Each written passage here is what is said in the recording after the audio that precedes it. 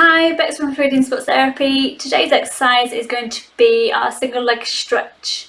So we've talked about how to activate our core, what muscles to use, and how we're using our breathing to help us do that. And we've talked about a pelvic tilt.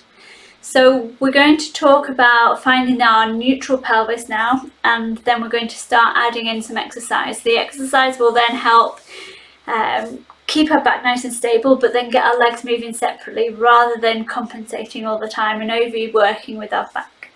So again, we're going to be lying on our mat. So if we're in the middle of our mat, we've got then our feet roughly hip width apart. So if we bring our feet together, we're going to go toes out and then heels out.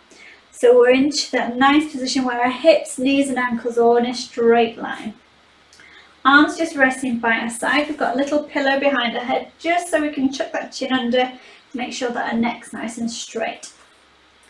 So with a pelvic tilt, we were rolling the pelvis away so we get that arch underneath our back, and then we're rolling back up towards us to flatten the back down. Now we want to find that middle position.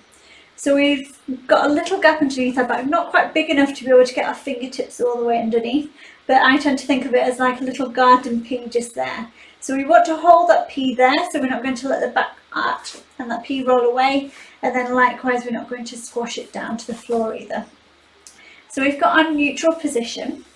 Thinking now about that pelvic floor, so find or transverse abdominis, so we find the bony bits at the front of our hips.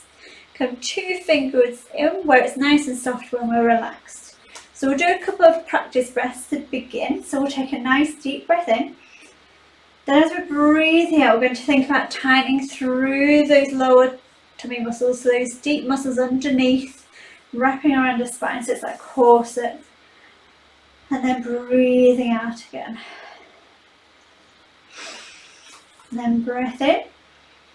And then breathing out, so it's that long, hard journey. Think about just squeezing those lower tummy muscles in. Think about drawing in on that pelvic floor, lifting everything up. So we're going to now start to add in some movement. So we'll take a nice deep breath in. And as we're breathing out then, tighten those lower tummy muscles very gently. And we're going to slide one heel down the mat away from us. So just going as far as you feel comfortable without the back changing position. Say if you find that the back's then arching away, you've gone too far. So we're just going down, keeping that P gap under the back, and then breathing back and gliding back up. And then same on the other side. So we're keeping now those lower tummy muscles on about 20% all the time. So even as we're changing legs over, we're not letting the pelvis rock from side to side.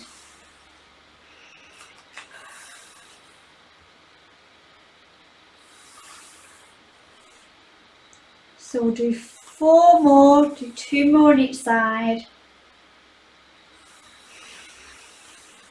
Breathing out as we're going down and away from us, and in as we come back up. Think about keeping each feet on one side of a railway track. So all the time we're keeping those feet hip width apart so we come back up to the same position. So our last one now. And then glide back up. And then rest them when you get to the top. So that's a really nice exercise to do. Trying to start just doing it, just focusing on the control. Doesn't matter if your legs only going 3/4, half the way down to start off with. As you build up strength, you'll find that you're able to get much further.